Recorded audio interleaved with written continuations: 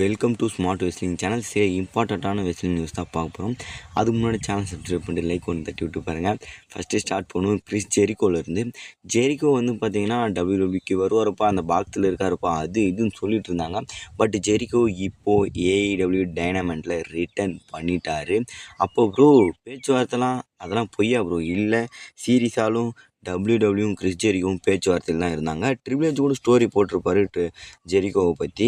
ஆனால் அந்த பேச்சுவார்த்தை ஃபெயில்ட் ஆகிட்டுக்குது. ஏன்னா டபிள்யூடபிள்யூ கூப்பிட்ருப்பாங்க, ரைட்டு. கிறிஸ் ஜெரிகோ என்ன சொல்லியிருப்பாரு, நான் ஒரு வருஷத்தில் சாம்பியன் ஆகணும், நான் சாதனை பண்ணணும், எனக்கு அது கொடுங்க இதை கொடுங்கன்னு கேட்டிருப்பாரு. ஆனால் டபிள்யூடபிள்யூ இல்லை, அதெல்லாம் தரமாட்டோம், கொஞ்சம் டிலேவாகும், இல்லை உன்னை வேறு மாதிரி யூஸ் பண்ண போகிறோம், அதுக்கு தான் உன்னை கூப்பிட்றோன்னா நான் வரலடா, நீங்கள் போய்ட்டு வாங்கடான்ற மாதிரி சொல்லியிருப்பாரு. அதனால் ஏஇடபிள்யூ இன்னும் எக்ஸ்ட்ரா நாங்கள் இந்த மாதிரி பண்ணுறோம் உங்களுக்கு ஏதாவது சொல்லி கூப்பிட்டு இருக்கலாம். அதனால் பார்த்தீங்கன்னா கிறிஸ் ஜெரிகோ திரும்ப ஏஇடபிள்யூக்கு ரிட்டர்ன் பண்ணி சர்ப்ரைஸ் ரிட்டர்ன் பண்ணியிருக்காரு. நம்மளை எல்லாத்தையும் ஏமாற்றம் அடைந்து விட்டோம். என்னை பொறுத்தவரைக்கும் இப்படி இதுதான் கேட்டிருப்பாருன்னு நினைக்கிறேன். ஜெரிகோ என்னையும் சிஎம் பங்க் மாதிரி ஒரு வருஷத்தில் சாம்பியனாக அது இதுன்னு ஏன்னா நிறைய கேட்டிருப்பாரு. சிஎம் பங்கே ஒரு வருஷத்தில் சாம்பியன் ஆகிறேன் அப்படி இப்படின்னு சொல்லிட்டு தான் வந்தார். பட் சிஎம் பங்க் 2 வருஷம் கழிச்சு தான் வேர்ல்டு டைட்டில் கொடுத்தாங்க. அப்படி இப்படின்னு சொல்லிட்டு பெரிய பெரிய ஸ்டோரியிலேருந்து தான் கொடுத்தாங்க, வேறு ஒன்றுமே இல்லை. இங்கே ஜெரிகோவுக்கு இடம் இல்லைன்னு கேட்டிங்கன்னா இடம் இல்லை, அவ்வளோதான், பை பை. ஜெரிகோ இல்லை, ட்ரிபிள் ஹெச் இல்லை, ட்ரிபிள் ஹெச்ன்ற மாதிரி எட்ஜி ஜெரிகோ 2 பேருமே ரிட்டர்ன் பண்ணுவாங்க அது இதுன்னு சொல்லிட்டு இருந்தாங்க. இப்போது 2 பேருமே க்ளீனாக ஏஇடபிள்யூ ரிட்டர்ன் பண்ணிட்டாங்க. இதுக்கப்புறம் டபிள்யூடபிள்யூ எந்த ஒரு பெரிய பிக் ஸ்டார் பெரிய ரிட்டர்ன்ஸும் இருக்காதுன்னு நான் நினைக்கிறேன். வேறு யாரும் இல்லை பெருசாக வர மாதிரி. கெவின் ஓன்ஸ் இருக்கார்.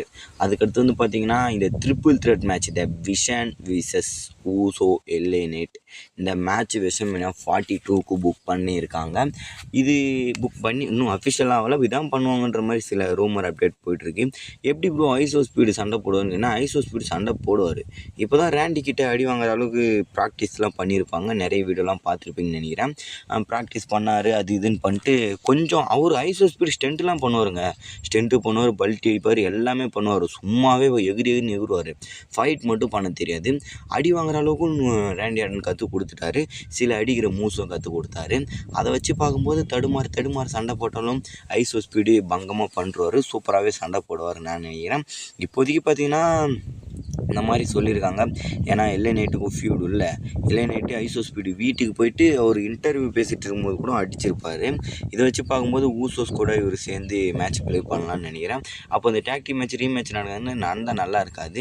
அது WrestleMania வச்சு இந்தமாதிரி டைட்டில் மாதிரி இருந்தால் கூட பங்கமாக இருந்திருக்கும். பட் இந்த மாதிரி ஐசோ ஸ்பீடை WrestleMania மேட்ச்சில் போடணும்னு சொல்லிட்டு தான் முன்னாடியே சாம்பியன்ஷிப் இவங்க கையில் கொடுத்துட்டு இங்கே பார்த்தீங்கன்னா இந்த மாதிரி பண்ண வைக்கிறாங்க போல். இப்போதைக்கு இந்த மாதிரி தான் வந்திருக்கு. இந்த மேட்ச் நல்லா இருக்குமான்னு கேட்டிங்கன்னா நல்லா தான் இருக்கும். சில வித்தியாசம் முறைகள் போகலாம், ஐசோ ஸ்பீடு இது பண்ணலாம். ஐசோ ஸ்பீடு இருந்தால் இந்த மேட்ச் ஃபன்னி அண்டு ப்ரூட்டலாகவும் போகும்னு நினைக்கிறேன். ப்ரூட்டலானால் யார் பக்கம் போகுது என்ன ஆக போகுதுன்னு தெரியாமலேயே அப்படியே போயின்னு இருக்கும். அதுக்கப்புறம் பார்த்திங்கன்னா ஒன் சைடாக மேட்ச் டப்புன்னு பார்த்திங்கன்னா திரும்பிடும். பார்க்கலாம் எந்த மாதிரி இந்த மேட்ச் வச்சு கொண்டு போகிறாங்கன்றது. நான் இன்ட்ரெஸ்ட்டாக தான் இருக்கேன். அதுக்கடுத்து வந்து பார்த்திங்கன்னா ரேண்டி ஆர்டனுக்கு ஜான் சீனா ஹெல்ப் பண்ண போகிறாரா? போன வருஷம் ராக்கு வந்து ஜான் சீனா ஹெல்ப் பண்ண மாதிரி இந்த வருஷம் ஜான் சீனா ரேண்டிக்கு ஹெல்ப் பண்ணுவாரான்னு கேட்டிங்கன்னா நண்பர்களே வாய்ப்பு இல்லை. இதெல்லாம் வந்ததுக்கப்புறம் ரேண்டி ஆர்டன்ட்டு டேரெக்டாக கேள்வி கேட்டிருப்பாங்க. ரேண்டி ஆர்டன் என்ன சொல்லியிருக்காரு, நான் ஹாலிவுட் நாயகன், நான் வந்து டபிள்யூடபிள்யூ நாயகன் இல்லை, நான் கிட்டத்தட்ட பர்மனெண்ட்டாக ரிலீஸ் ஆச்சு, பர்மனெண்ட்டாக ரிட்டையர் ஆகிட்டேன், டபிள்யூடபிள்யூ விட்டு எந்த ரெஸ்லிங் எந்த ஃபைட்டும் பண்ண மாட்டேன்னு. பட் நான் வரேன்னா ஸ்பெஷல் இதாக வரேன்னா நான் வந்து பார்த்திங்கன்னா சில வேலைகள் பண்ணலாம், சில இது பண்ணலாம், அப்பீரியன்ஸ் பண்ணி சில பல இது மாதிரி பண்ணலாம். பட் அதை விட்டுட்டு யாருக்கும் ஹெல்ப் பண்ணுற மாதிரி இல்லை. இருந்தாலும் டபிள்யூடபிள்யூ என்ன முடிவு எடுத்து வச்சுருக்காங்கன்னு தெரியல. பட் ரேண்டி ஆர்டன் தான் என்னோடய இதுவே அப்படின்னு ஒரு ட்விஸ்ட்டை கொடுத்துருக்காரு. 2 வகையாகவும் பேசியிருக்காரு. நான் சண்டையே போட மாட்டேன்பான்னு சொல்லியிருக்காரு.